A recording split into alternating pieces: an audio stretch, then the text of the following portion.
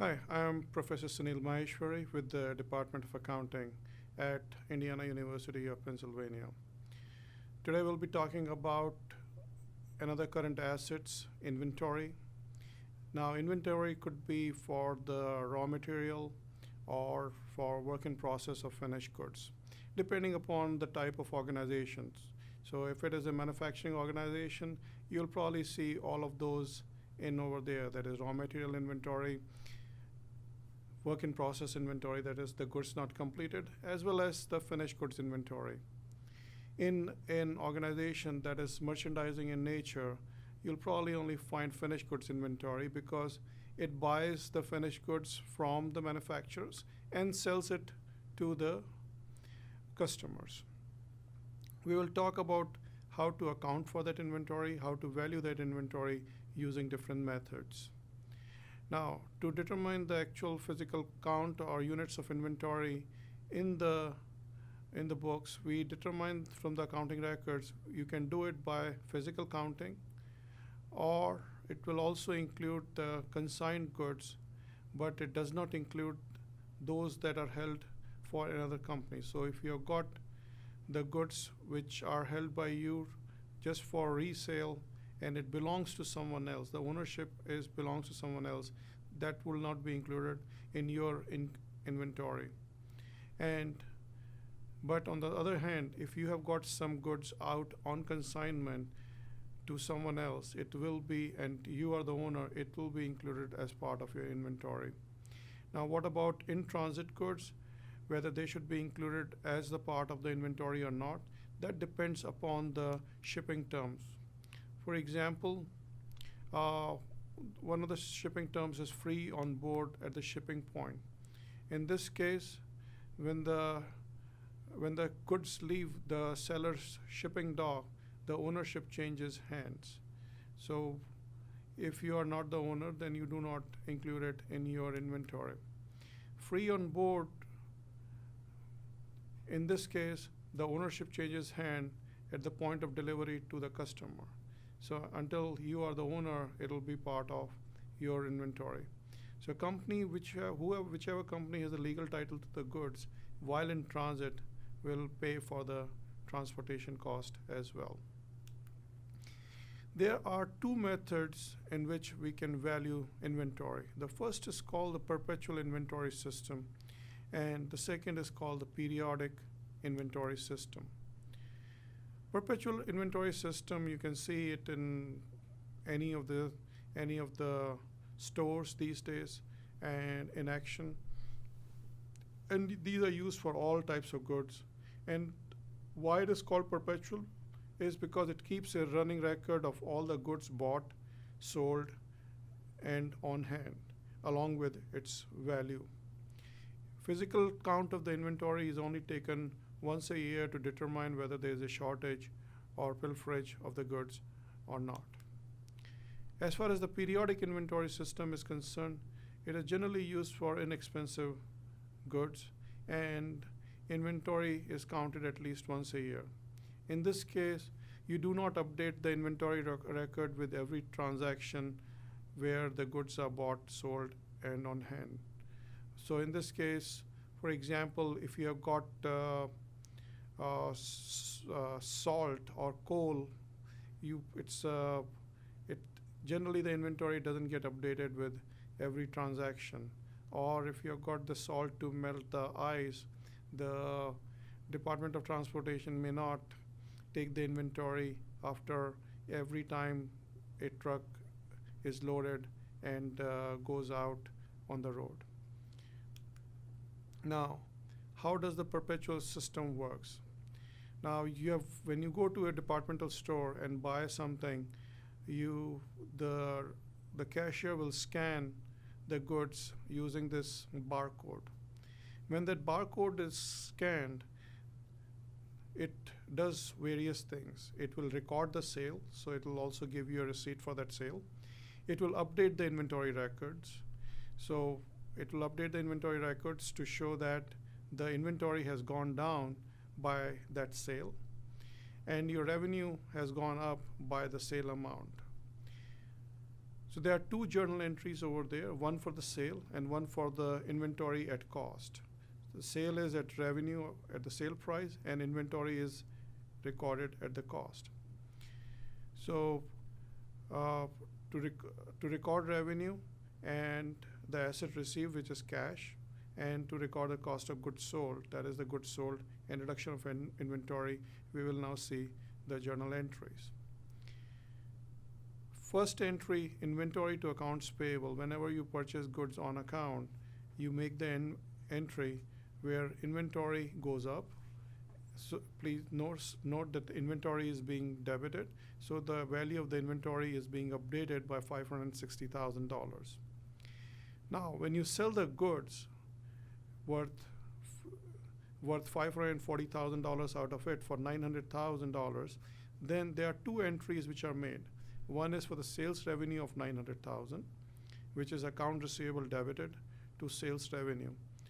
In this case, you are entitled to receive $900,000, and you have recorded a revenue of $900,000 for your income statement. The cost of these goods were $540,000, so your cost of goods sold also increases corresponding to $900,000 by $540,000. At the same time, your inventory goes down.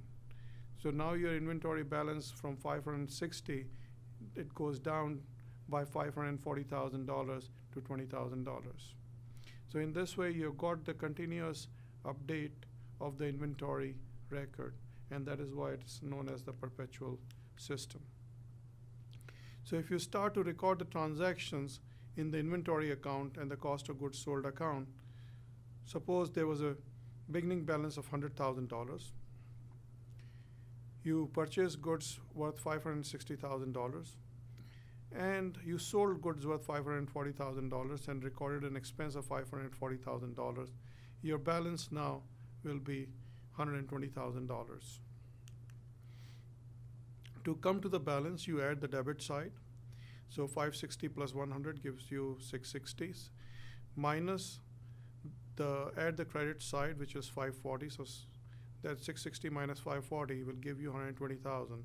So add the debit side, add the credit side, and subtract the smaller total from the bigger total, and put the balance at the bottom of the bigger total. That's how you know that this is a debit balance in this case. In the income statement, you've got the sales revenue of $900,000, and out of that, you have reduced the cost of goods sold at $540,000. That's showing you a gross profit of $360,000. In the balance sheet, it is part of your current assets, and also shown is part of the inventory balance, which came from your T account. There's a balance of $120,000. Next thing is what is included as the cost of the inventory in the amount of net purchases. First is your purchase price of the inventory is included. Freight in is included. That is the freight that is needed to transport the goods from the seller to the buyer. It is necessary to bring the goods in a saleable condition. So you need to bring the goods to the seller, from the seller to be able to use it. So then you subtract the purchase returns and any purchase allowances or discounts. Once you subtract those items, then you have got the net purchases of the inventory, which is the cost to the buyer. Now, journal entry to record a return of merchandise cost will be, suppose $500 worth of merchandise is returned.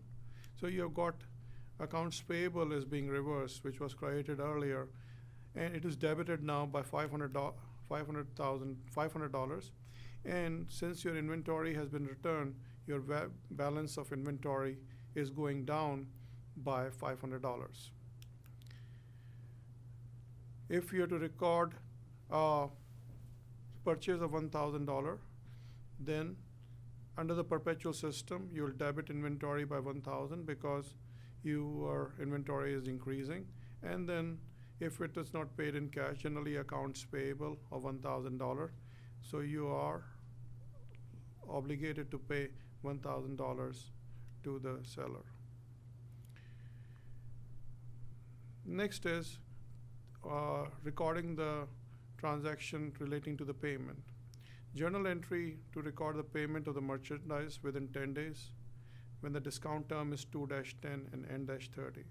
When you see these terms 2-10 and N-30, that basically tells you that you'll get, if you make the payment within the 10 days, you can get 2% discount. Net is due within 30 days and no discount after 30 days. And payment is due within that time frame. So if your accounts payable balance was $1,000 and your 2% on 1,000 is $20 and cash is $980. So you reduce that inventory balance by $20 and cash outflow for you is $980.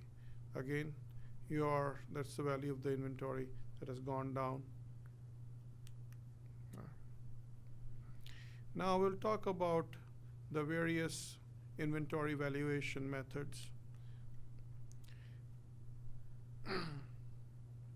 Based upon the inventory method selected, the value of inventory might differ, and that might make the gross margin or the net income different, because if your cost of goods sold is higher, your gross profit will be lower and your taxes will be lower.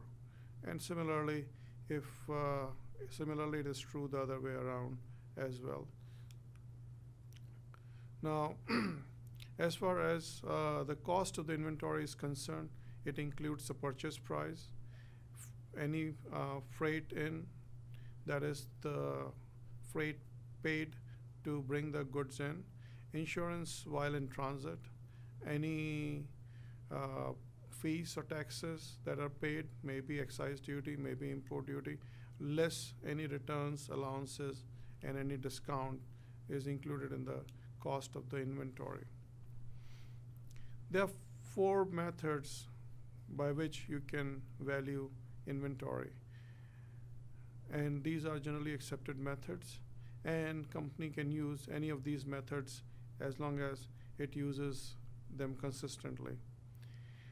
And each of these methods can impact the profits, income taxes, and cash flows differently based upon the choice of the method. Choice of the method might also depend upon the type of industry the firm is in. So when you talk about the various accounting methods in terms of specific units, and these are generally used for high value items, say jewelry, furniture, real estate, you have specifically identified each item, and there is a specific cost for each item that is there, and that's why it's called the specific unit method. Average is straightforward. It's also sometimes called the weighted average method, and it is always based upon the average cost of the inventory during the period. So for example, your beginning balance of the inventory is 10 units at $10 for $100 together, and then you purchased certain items, another 50 units, and you sold 40 units. So you've got total of 60 units, 40 units have been sold, and you've got the 20 units left. Now, you have started the beginning inventory with 100, and you're left with 50 lamps. Now, in this case, you can value the inventory. You bought the 25 units at $14 for $350, and then you bought 25 units at $18 for $450. So once you have that, then you have got your total cost at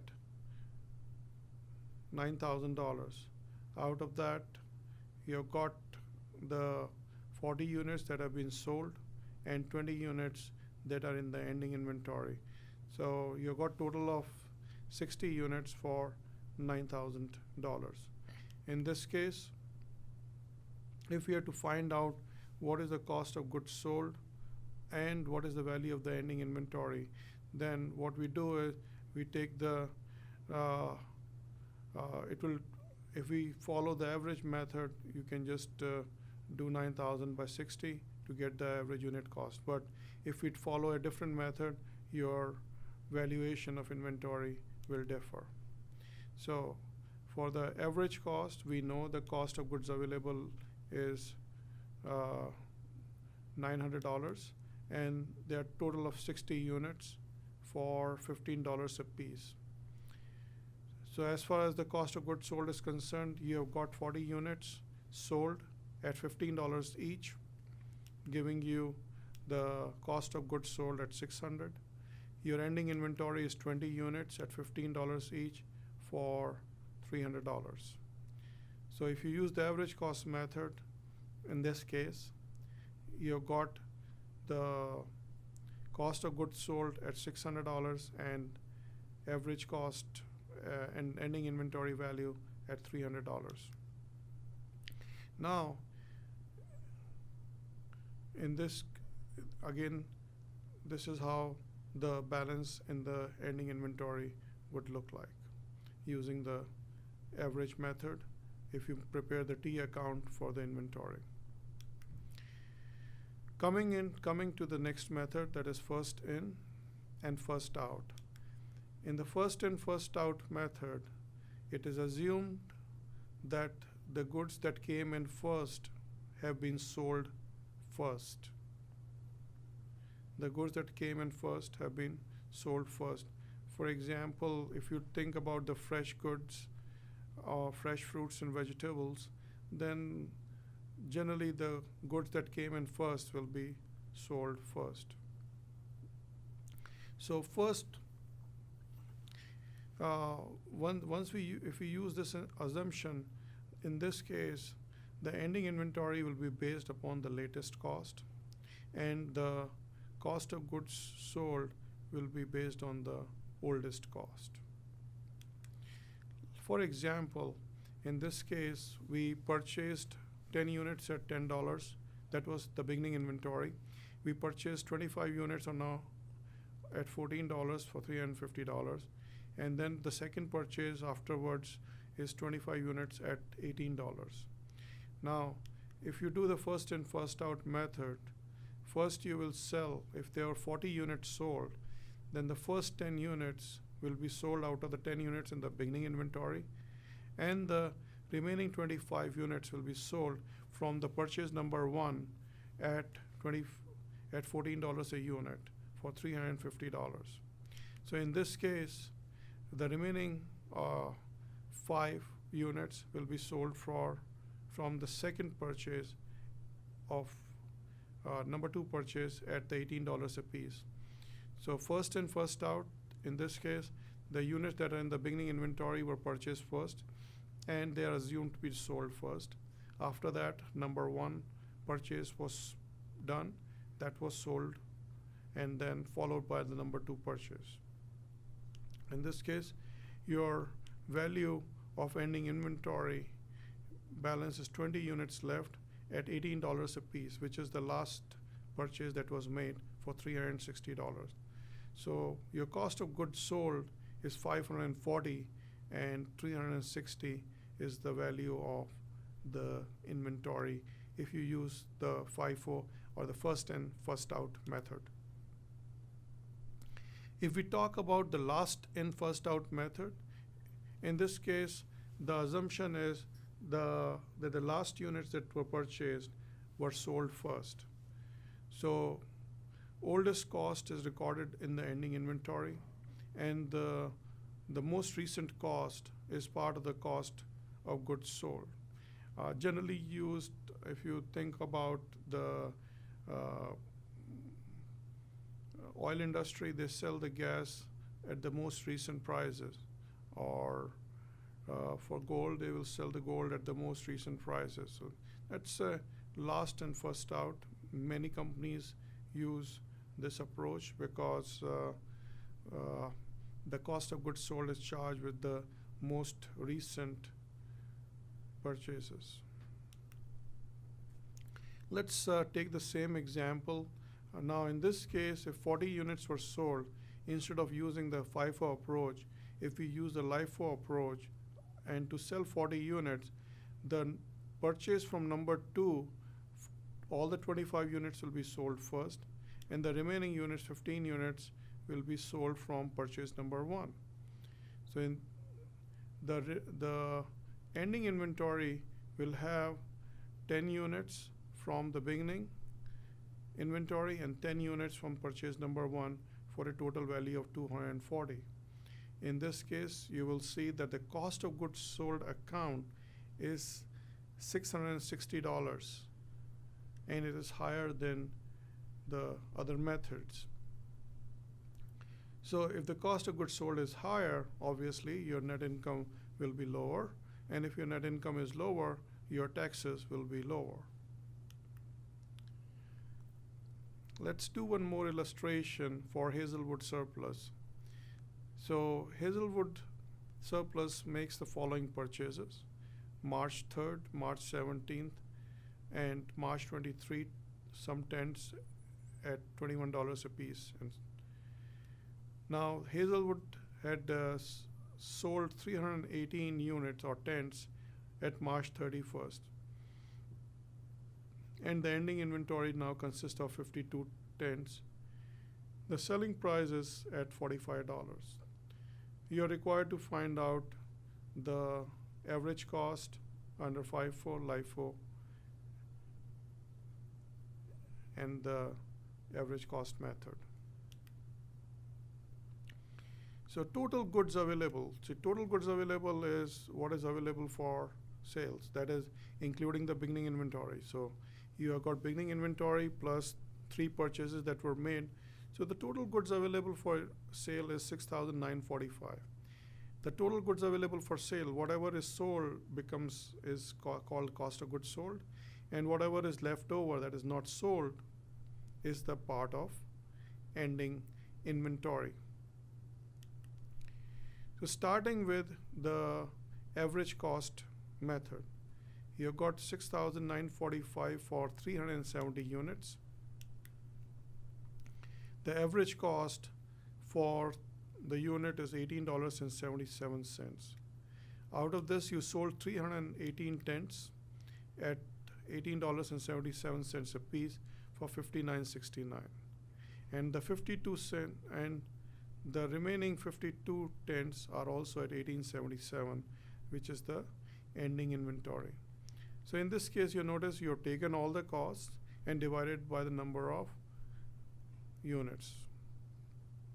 So in the average cost, your cost of goods sold is coming to $59.69. If you do the FIFO method and sell 318 tents, then the first units which were purchased will be sold first. So the beginning balance will go first, which is 75 units. The entire 95 units at 18 will be sold as well. And then part of 165 will be sold at $20 a piece. This will give you a cost of goods sold for $5,870, $5,870, and your ending balance of inventory of 52 units will consist of units from the $20 purchase and the units from $21 of purchases. So 35 units of $21 and the remaining from remaining 21 from $20 purchases will give you the value of ending inventory.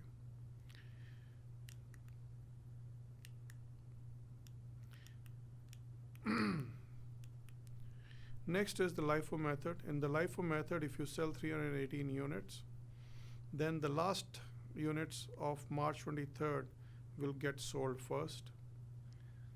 That is 35 units at 21. then your 165 units at 20 will get sold, and the remaining comes from the 95 units as well, and maybe 23 units from the oldest purchases, that is the beginning inventory. If you add them up, your ending balance is 52 units, which is coming from the $16 lot. So 52 at $16 will give you the value of ending inventory at $832. The cost of goods sold is $6,113 under LIFO. Now, if you compare the three methods, in the FIFO, your value of inventory was 1,000, your average was 975, and LIFO was 832. And your cost of goods sold is highest under LIFO, so your taxes will be lowest over there, and under FIFO, it is the lowest cost of goods sold. The total of two, that is inventory plus cost of goods available for sale, will give you the goods available for sale. So I hope you understand the three methods and realize that as and when you use different methods, it will impact your cash flow as well as your taxes. And that's why the choice of any of the acceptable methods becomes very important as you have to use those methods consistently. Thank you very much for your attention.